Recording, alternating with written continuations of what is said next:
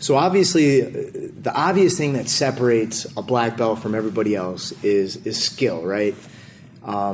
And the illusion of effortlessness. So if you watch like a black belt rolling with a lower rank, a lot of times it seems effortless. That's not true. It's not. They just have sharp skill. And that's like the obvious thing that separates them. And that's definitely something that we look for to decide whether or not somebody's ready for their black belt. But man, it goes a lot deeper than that, especially for me, and I know for my instructor, Ricardo Almeida, that they have to exemplify certain things in their lives. And yes, they do have to be competent on the mat. They have to be skillful on the mat. But do they have self-respect? It starts there. Are they fit?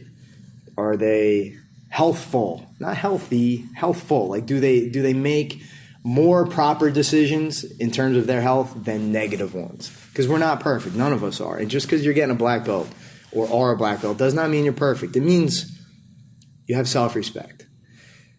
And then do you have respect for everybody else? So I don't think I've ever seen a situation where the mat bully, the guy who is a jerk day in and day out, really makes it all the way to black belt. Why is that? Not because Jiu Jitsu has a way of making everybody perfect and in touch with their empathy, but because they get hazed out. And, I'll be honest about that. So if you're a jerk day in and day out, you're not going to make it to black belt. Not because Jiu Jitsu will mold you and make you perfect, probably because the environment will not be conducive to you being like that. So self-respect, respect of other people, and grit. We look for grit. We look for determination, tenacity, perseverance. Like RABJJ headquarters, like our motto is, with endurance we conquer, and that's from Ernest Shackleton. And that is probably the most impressive thing that you'll see in a black belt. Way more than the technique. Yeah, they'll do some cool stuff. They'll spin upside down and take somebody's back and choke them out, even if the guy's 250 pounds of pure muscle. But if the role was reversed and some collegiate wrestler was in here grinding on one of our black belts, I know he's not going to quit. I know he's got grit. He's got tenacity. He's going to make it through. That's what I look for above a lot of those other things. So we have like a trickle-down economics system here, and this one actually works, where the senior students are the ones who give back to, the junior students. So it's not all from the main instructor. It doesn't all come from me. Believe it or not, it comes mostly from your peer group and then the people just above you. I don't look for my leaders to be outwardly vocal. They don't have to be. I would never force somebody into that role. I don't force the black belts into a teaching role because not everybody is good at it and not everybody wants to be a teacher, nor do they have to be. But you affect the people around you no matter what you do. So even if you don't want to be a vocal leader, people are watching you. Even if you don't want to spend like a half hour after class walking people through techniques, when you train with them, they're learning from you. That's the influence I'm looking for. So I don't care if you're not vocal, but you do have to be a positive influence with the junior students around you if you want to be a black belt. One of my favorite phrases that describes black belt comes from Professor Bongiorno, who's like one of my senior teammates and an amazing martial artist, just a really impressive guy. He says, being a black belt does not make you invincible. It just means you're unbreakable. And not even physically. It means just kind of like the whole grit thing. And if you ever met Professor Bongiorno, I don't think he's been the biggest guy in the room since maybe third grade. And, he's like 130 pounds, but he's lethal. And he is tough. And I just think that exemplifies what black belt means. So we all get caught up in the idea that now that you're a black belt, you can't get your guard passed anymore. You can't get submitted anymore. You can't be put in bad spots. God forbid a blue belt catches you. I mean, don't let blue belts catch you, black belts. But it's going to happen, right? So that's like the most limiting and toxic self-talk that you can possibly allow to creep into your mind. Because the second that you let your belt dictate what happens in training, you stop growing. And then, man, in jiu-jitsu, when you stop growing, you start receding right away. So if I was going to recommend anything to a new black belt, it's this. Put yourself out there even more. Like, let it be known through training that you're not afraid to get caught, that you're not afraid to grow, that you're not afraid to put yourself in compromised positions. because now you got even more responsibility. And in a lot of ways, I know it was like this for me. I didn't really feel like I earned my belt skill-wise until about a year and a half later. And maybe I think part of that was, I don't think anybody does, but also like I really didn't look to expand and grow. I started to contract when black belt was right around the corner, and that's a mistake. Like, you can't let yourself do that. I should have opened things up. So man, like, continue to grow, continue to put yourself out there. And just because you're a black belt does not mean you are invincible. It just means be unbreakable. So I know how hard it is to be away from jiu-jitsu, from like hard training, and then try to come back and like being out of shape, you're rusty, your timing's off. But man, when you're in that position and you're a black belt on top of that, like the pressure to come back to training, it's got to be like immense. And luckily, like I'm in a position as like the school owner and lead instructor, like I'm never really away from jiu-jitsu. But like I know how hard it is physically to come back, and you feel like there's a target on your back, and there is. Like, it's funny, like one day you're a brown belt and people are training hard with you and like everything is good, and then a week later you're a black belt and now people are trying to murder you because they're trying to like slay that giant. They want to like go home and write in their diary that today was the day I submitted a black belt, which is fine. Bring it on, guys. But what I'm saying is this, like if you are one of those black belts who maybe got banged up, like you hurt your knee and you had to be out for like 6 months, like I know like the thought of coming back has got to be daunting, scary, because you don't feel like a black belt maybe. You feel like I'm going to go in, the purple belts are just going to eat me for dinner.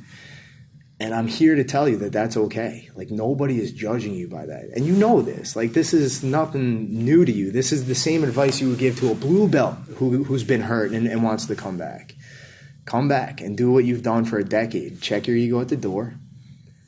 Work on, building yourself back up the long, hard way, the old-fashioned way, and just get back to this thing that you love so much, this thing that you've dedicated so much of your life to, this accomplishment that so few people have reached in their lives. Like, come back to it and just build yourself back up. Nobody's judging you based off of what happens.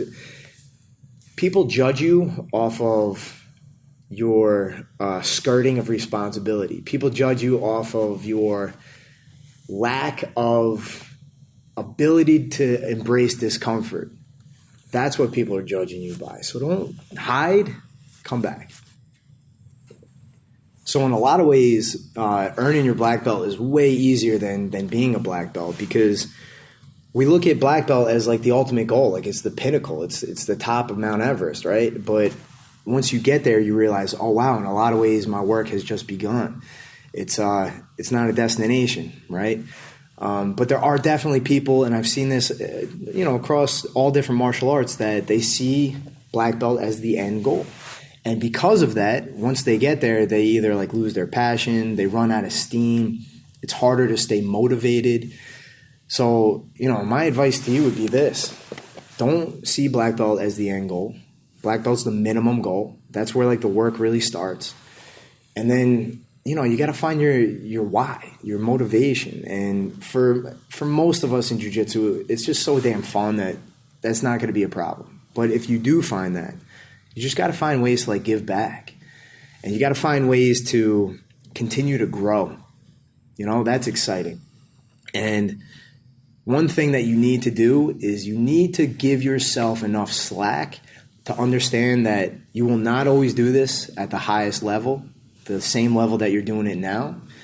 That, of course, there's going to be some sort of slip and decline as you get older and you get more banged up. But that does not mean that you can't continue to do it. All right, just because you're not, Gordon Ryan, doesn't mean that you can't be on the mat every day, growing and giving back to your academy. Because you know how much this gave you. Like, you got this far. And now it's just, you got to change up the goals a little bit and find your passion and find your why to stay on the mat for the rest of your life. For some people, it's just, giving back and teaching. For some people, it's opening up a school, and that's going to motivate them. For some people, it's just being in the grind, but you've got to find what keeps you fulfilled. And luckily, just being on the mats and training hard, that's fulfillment right there. So if I could go back in time and talk to white belt Pete and give him some advice, or just kind of like demystify the whole thing, I would do just that. Like I would say black belt is attainable, and it's not as far off as you think. Because especially back then, like 12, 13 years ago, there weren't many black belts. There weren't many schools. And black belt was like rock star. And it was mysterious, and it had mystique around it, and it just seemed so far-fetched. But I wish I could go back in time and just like let myself know, like, man, nose to the grindstone. You're gonna get there. Enjoy the ride, because so often, like, we're looking towards like that final destination, and we forget that, damn, these are the good old days. Like, I wish I could have enjoyed being incompetent a little bit more. You know, I was too hard on myself. Like, you got to be better. You got to be better. I wish I could have stopped and smelled the roses with my teammates a little bit more. Enjoyed being blue belts together and like driving out to tournaments together and things like that. So here's the thing. Everybody wants to hurry up and wait. That's something my dad would always say when we were in the car. He would coast up to red lights, and it would drive me nuts because everybody would be passing us. And lo and behold, when we got to the red light, the same people that just zipped by us feverishly, almost crashing, are sitting there right next to us waiting. And my dad would be whistling the Allman Brothers or whatever he's listening to, and he would be having a great time in the car because he wasn't in a hurry. And he knew that he was going to get to the destination the same way that the other guys were at the same time. Only the experience is very different. So I was trying to rush. Don't rush. You're going to get there. Enjoy being a white belt. Enjoy being a blue belt. Enjoy being incompetent. Enjoy learning. You're going to be a black belt. All right? You're going to get there.